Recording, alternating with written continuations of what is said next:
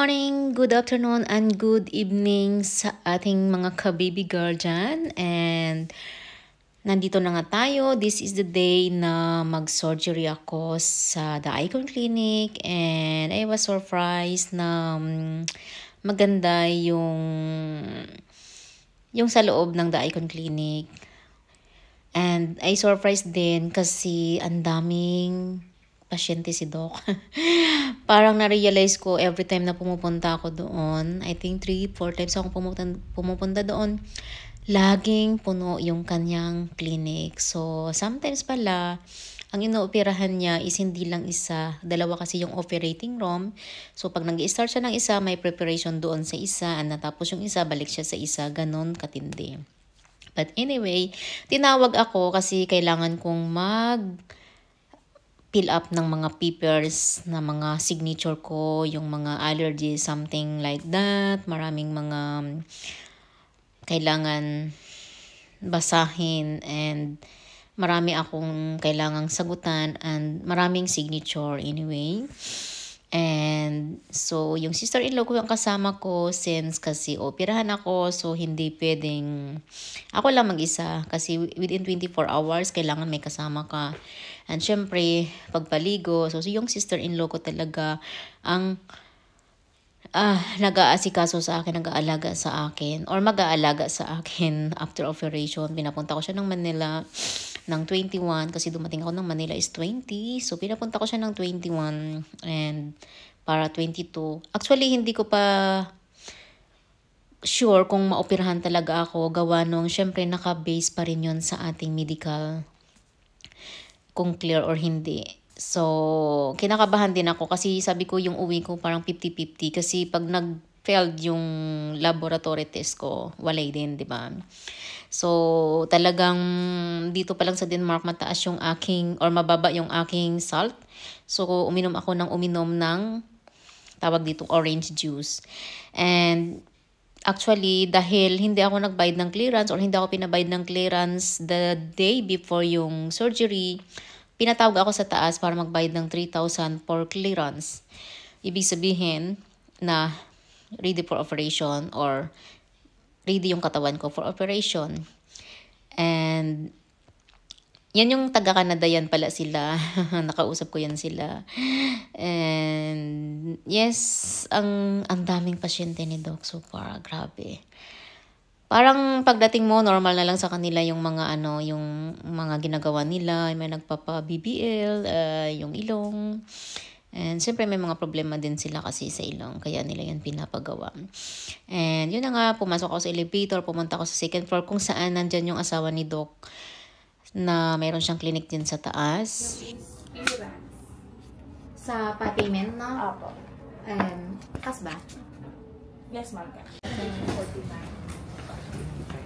Okay lang yung na? Yes, ma'am. Okay. Dito muna. Hintayin ko lang yung nurse na.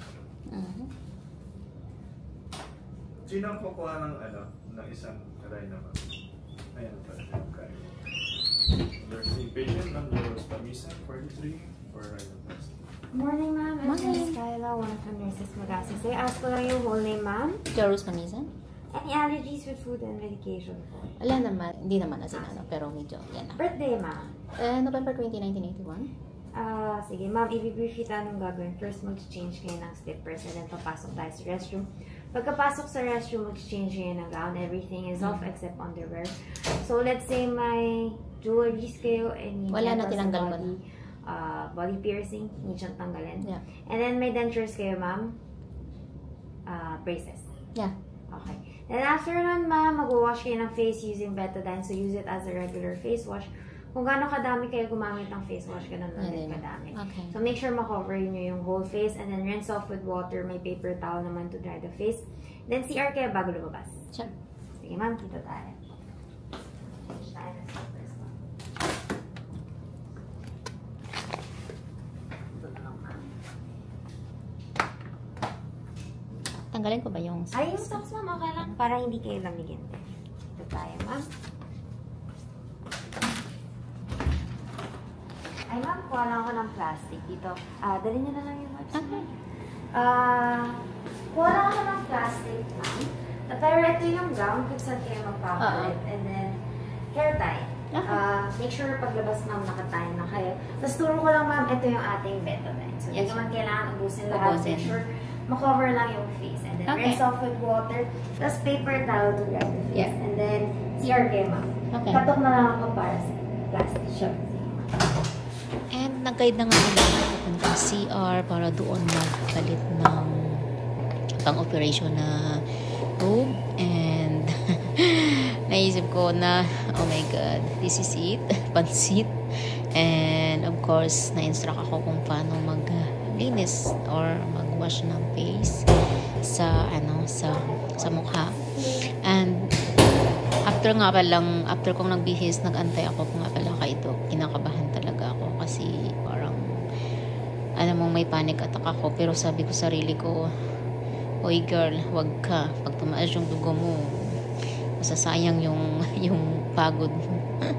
So kinontrol ko yung mga photos na mga screenshots, na-delete ko yun, mga nakarami din akong deleted para lang ma-divert yung aking atensyon. Kasi ang tagal kong nag-antay sa operating room. I think nasa 45 minutes, imagine, nag-aantay ako ng ganon, tapos yung inaantay mo may pumasok, tapos wala pala. Nagtataka rin ako, anong ginagawa nila? Bakit ang tagal yun pala? Meron din palang inooperahan si Doc sa kabila. So, ganon siya ka-busy. Sa isang araw siguro, baka mga 5 or more than. Hanggang gabi talaga yan sila, hanggang night. So, yun yung ating robe na for ganda din ang kulay ng nila, no? Yung pang-operating robe na, no? And actually, nang hinay ako dyan sa buhok ko kasi bago lang akong, the day before yung aking surgery, nagpaayos ako ng buhok ko. So, sabi ko, ay hindi pala, 21 pala ako. O tama nga, the day before akong magpa-surgery, pina-Brazilian ko yung buhok ko. So, tapos tinali ko lang din naman. Pero wala kailangan daw itali. So, binigyan ako ng plastic para sa aking damit na sinuot. Sabi kasi is kailangan comfortable lang yung aking damit na isusuot. And by the way, bago nga pala din ako na operahan the day before, yung gabi tumawag sa akin yung doktor na kung saan nag-clearance na fit naman daw ako for operation. Kasi maraming tanong. Pero wow, I'm so happy and grateful talaga kasi ay, salamat. Hindi masayang yung aking pagod, yung aking pera dito dahil lahat talaga nakasalalay. Yung cholesterol ko din kasi tumaas talaga nung month of December kaya meron akong atorvastatin na medicine and then na-stop ko lang siya nung malapit na akong umuwi ng Pilipinas. So, pero pwede pa rin pala na iano ko doon, dalhin ko doon or inumin ko pa rin. Wala naman palang problema. So, ayun, like 50-50 talaga yung uwi ko na shit, yung laboratory test ko sana ko sumang-ayon.